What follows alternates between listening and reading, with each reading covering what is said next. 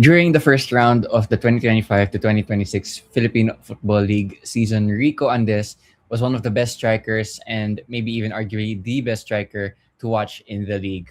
My name is Diego Cordero, and welcome to another analysis video while we have a break in the PFL. So there's, I believe, no games last weekend. And yeah, while there's no games, I thought that I'd continue making these type of videos.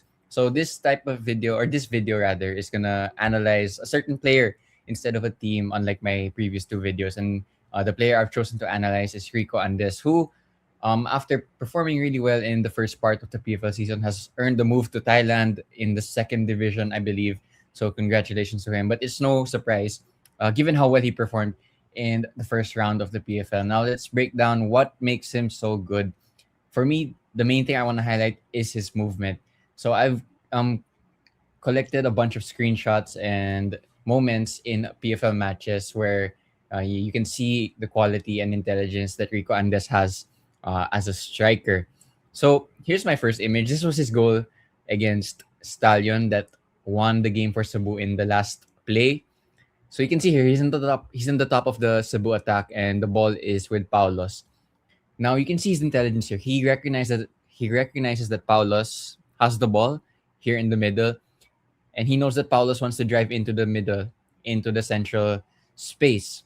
Now Rico on this, he recognizes that, and he's gonna get out of his way and make this curving run outside of the Stallion defense. A lot of strikers, will make the run inside towards the middle or towards either channel of the back three of Stallion.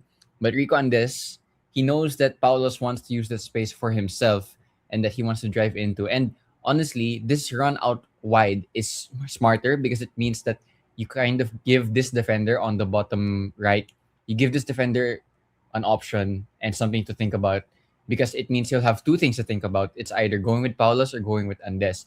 Because if Andes just went and stayed in the middle and made this run in behind, in the middle of this back three, it's kind of easier to defend because it allows the back three to remain compact. But this run out wide allows the back three to be stretched a little bit.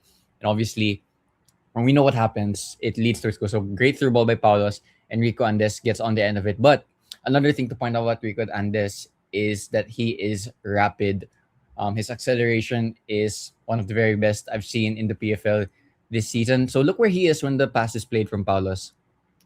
He stretched the back line, but the defender is still in a better position than Rico Andes to receive this through ball. But Andes, just from pure acceleration, is going to get on the end of this pass from Paulos. And yeah, we know what happens. He scores, and Cebu get all 3 points in the last possible play. So that's the type of player Rico Andes is. He is a player with really good movement and really good acceleration. Here it is again in a different game, in a different team, actually. So this was last season where he was still playing for Loyola, and it's against Stallion again. Something similar. You can see he recognizes that Stallion are playing a high line. He's in his own half. He can't be offside. And yeah, Pinto, who actually followed him to Cebu. Actually, Pinto is a name I'm gonna mention quite a few times in this video because those two players have a really good connection.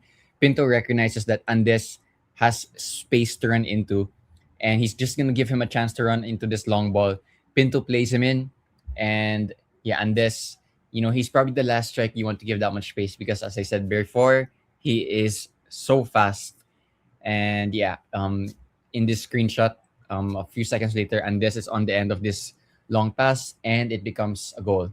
So that's the type of player Andes is. If you give him space to run into as an opposition, you're gonna face the punishments if you don't guard him closely enough, and if you don't cut out his supply. And a lot of his supply, as I said, comes from Pinto because those two players, they were together in Loyola. They're not together. They were together in Cebu, and they had that connection. Here was Manila Digger versus Cebu. The game ended 1-1. And yeah, here was the moment that led up to the goal for Cebu. Again, it's Pinto who's involved here. So Pinto picks up the ball actually from around his own penalty area, dribbles forward, and you can see how isolated Andes is here on the right side of your screen. So it's two versus one, and he picks up the ball right before it goes outside, right before it goes out for a throw. And he picks it up, and yeah, he has so much to do here. It's 2-on-1, but just from sheer pace and power and acceleration, he ends up in this scenario. He beats one center back. So from the 2-on-1, it becomes a 1-on-1. But he's smart enough to recognize that he has a teammate coming to the penalty box. It becomes a 2-on-1 once again, but I don't think these two center backs realize that Andes is actually going to make a pass instead to Corsame. And yeah, this leads to the equalizer. So he's a very intelligent forward, this Rico Andes. And remember, just 10 seconds earlier, this was the scenario. He picks up the ball just before or after the halfway line. And within a few seconds, he makes an assist for Corsame. So that's the type of player Andes is. He can progress you up the pitch almost from out of nothing. You give him a chance to run, quite simple, and he will run and run well. Again, against Manila Digger, he was a real problem for that side. Again, Manila Digger are a team full of athletic players, but Rico Andes showed his worth because here's another example of that. So balls with the Cebu player, right? At this point, there's nothing much on. Look where Rico Andes is. He's behind the defender.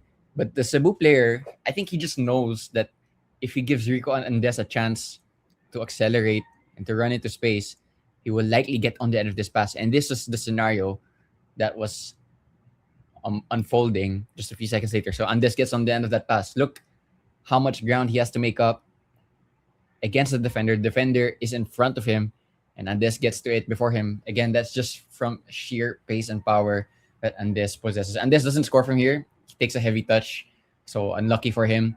But again, that's the type of player Andes is. You just need to give him a chance really to run into space. Here's the clearest example, honestly.